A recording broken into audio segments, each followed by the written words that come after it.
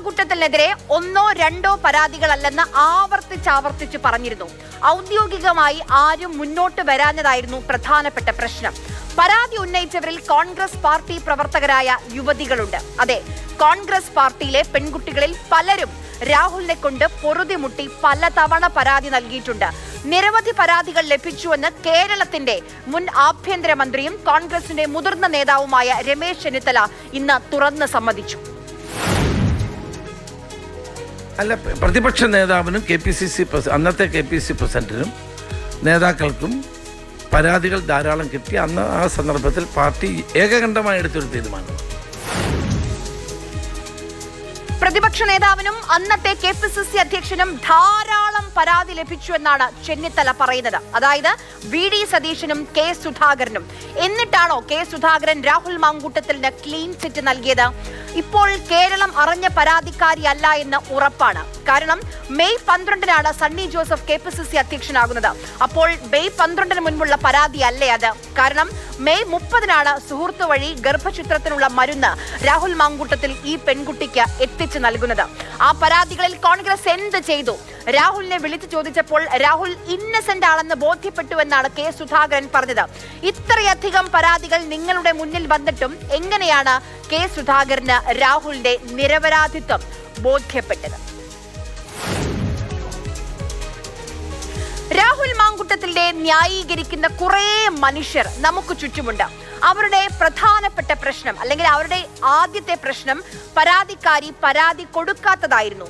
പരാതി കൊടുത്തപ്പോൾ അവരുടെ പ്രശ്നം പരാതി കൊടുക്കാൻ വൈകിയതായി മാറി.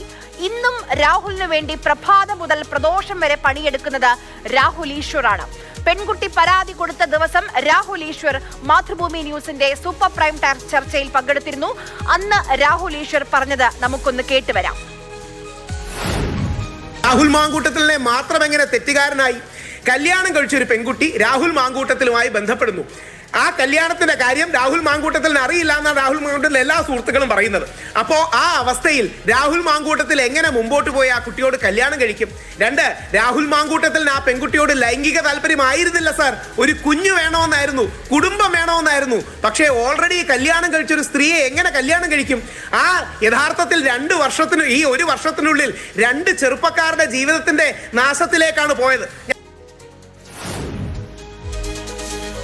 രാഹുലിനു വേണ്ടി നിരന്തരം ബാറ്റ് ചെയ്യുന്ന രാഹുൽ ഈശ്വർ പറയുന്നത് ആ പെൺകുട്ടി കല്യാണം കഴിച്ച കാര്യം രാഹുൽ മാങ്കൂട്ടത്തിന് അറിയില്ല എന്നാണ്.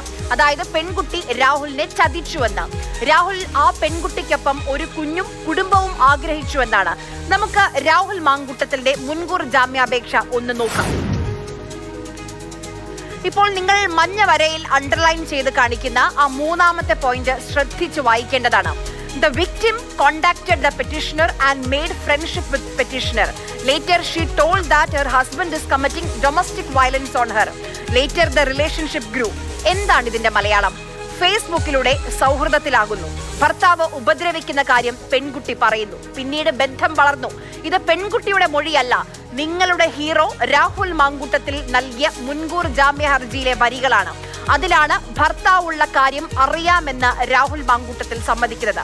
അതായത് നിങ്ങൾ പറയുന്നത് പോലെ ആ യുവതി വിവാഹിതയായിരുന്നുവെന്ന് അറിയാവുന്ന, ആ ബന്ധത്തിൽ അവർക്ക് പല പ്രശ്നങ്ങളും ഉണ്ടെന്ന് അറിയാമെന്ന് രാഹുൽ തന്നെ സമ്മതിക്കുകയാണ്.